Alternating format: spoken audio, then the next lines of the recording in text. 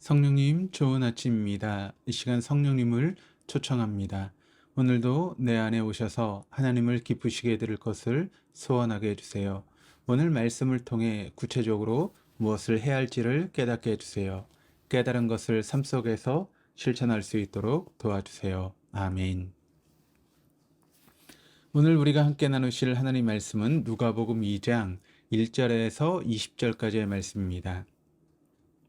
오늘 본문의 말씀은 예수님의 탄생 기사를 적고 있습니다. 예수님께서 구유에 누워 계신다라고 하는 표현이 여러 번 등장합니다. 여기 구유라고 하는 것은 동물들이 여물을 먹는 여물통을 의미합니다. 아마도 양들이 먹던 먹이통이었을 것입니다. 베들레헴이라는 동네가 다윗의 동네라고 소개하고 있는 사절을 보면 다윗 역시도 양을 치던 목동이었음을 암시해주고 있습니다. 특히 아기 예수의 탄생 소식을 그 지역의 목자들에게 먼저 알리시는 것은 의미심장합니다. 그 목자들에게 온 백성에게 외칠 큰 기쁨의 좋은 소식을 전사를 통해 알리고 있는 것입니다. 목자의 증언은 매우 신빙성이 떨어지는 것으로 여기는 시대였습니다. 그런데도 목자가 예수 탄생 고지를 처음으로 받은 것으로 그려지고 있다는 것입니다. 목자들이란 양에게 먹이는 역할을 하는 사람들입니다. 그 목자들의 가본이 구유에 놓여있는 아기가 있었고 그분이 구주 곧 그리스도 주임을 마리아와 요셉에게 전한 것입니다. 왜 구유에 태어난 아기 예수가 기쁨의 좋은 소식이겠습니까? 바로 예수가 이 땅에 참된 영의 양식, 영원한 진리를 먹지 못해 기진한 모든 백성들에게 하늘의 꼴, 하늘의 떡으로 오셨기 때문입니다. 영원한 목자로 구원의 길을 잃은 양들에게 자신의 먹이가 되기 위해서 오신 것입니다. 우리의 목자가 되시는 하나님은 먹지 못하여 기갈하고 굶주려 죽어있는 하나님의 양들인 우리에게 참된 양식이며 먹이가 되시기 위해서 그 아들 예수를 이 땅에 보내십니다. 누가복음 1장 53절에도 마리아의 손가를 통해 이런 사실이 드러납니다. 줄이는 자를 좋은 것으로 배불리셨으며 부자는 빈손으로 보내셨도다. 하나님을 갈급해하는 자, 진리에 의해 체험을 받고 싶어하는 자, 즉 줄이고 목마른 자를 먹여 배불리 먹이실 것이라고 말씀합니다. 여기 좋은 것으로 배불릴 것이라고 할 때 좋은이라고 하는 단어가 원어로 아가토스라고 하는 단어입니다. 하나님의 완전한 선 이런 뜻을 쓰이고 있는 그런 단어입니다. 하나님께서는 이 땅에 줄이고 목마른 자들, 하나님의 말씀이 없어 기갈하여 헤매는 자들을 결코 지나치지 않으시며 무시하지 않으시고 하나님의 완전하신 선이신 예수를 보내사 그 선이신 예수를 먹여 배불리실 것이라고 말씀하십니다. 온전하게 만들어내실 것이라고 하는 그런 뜻입니다.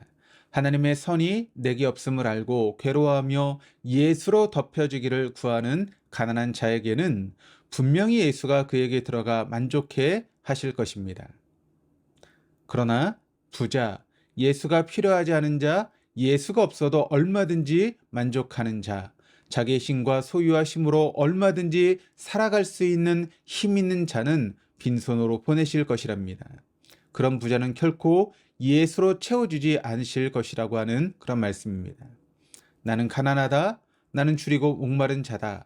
이런 자각이 없는 자, 즉 내가 행하는 의로움, 선함, 가치 있는 일들로 만족하며 내가 천국 못 가면 누가 갈 것인가? 이렇게 심령이 부자인 자는 비어있는 상태 그대로 버려두실 것이다 라고 말씀하십니다. 예수께서는 자신을 하늘에서 내려온 떡이라고 말씀하십니다.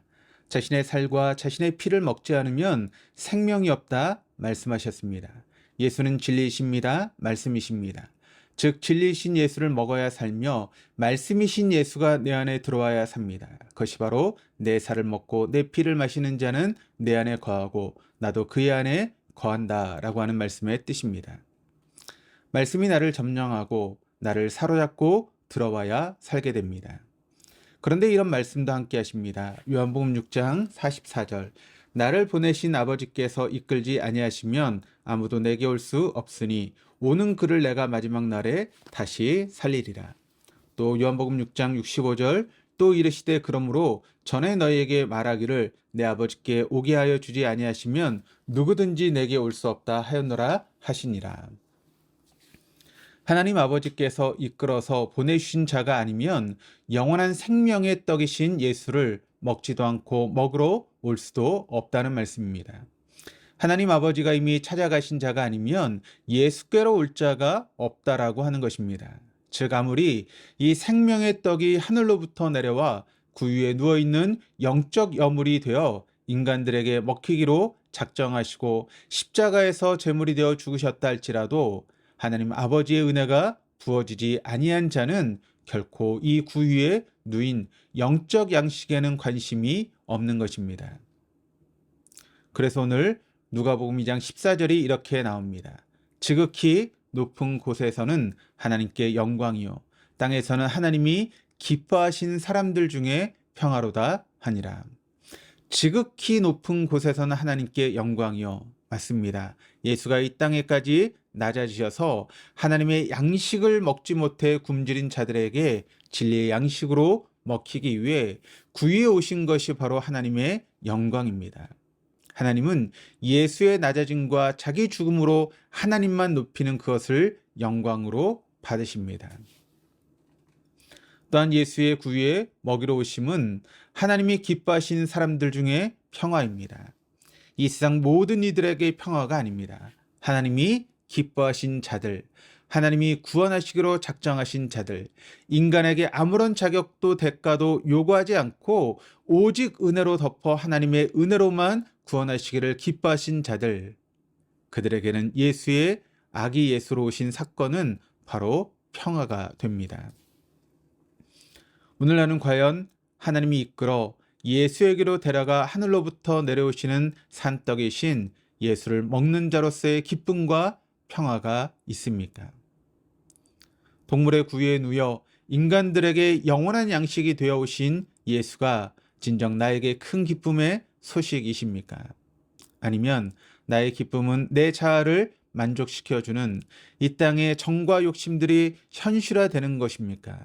내 안에 영원한 양식으로 들어오신 예수의 성육신이 없었다면 지금 나는 여전히 내 욕망만을 챙기는 것만이 행복이며 내 자아를 만족시켜주는 것이 하나님을 믿는 목적이라고 여기며 살았을 것입니다.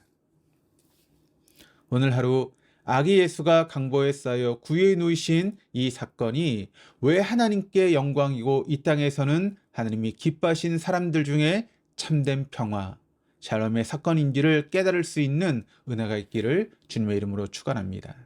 기도하시겠습니다. 은혜의 하나님 아버지, 하나님께서는 죄로 죽어있는 인간을 살리시기 위해 아들을 보내 영적 양식, 하늘의 참떡으로 인간에게 들어오시기를 감양하셨습니다. 하나님께 영광은 오직 자아가 죽고 하나님의 뜻에 철저히 순종하는 예수뿐이시고 예수가 하나님의 기뻐하신 자들 가운데로 들어가 그들도 역시 하나님의 뜻을 따라 자아가 죽임당하고 예수만 철저히 따르는 자들이 되는 것이 바로 하나님께 화평을 이루는 것이다라고 말씀하셨습니다.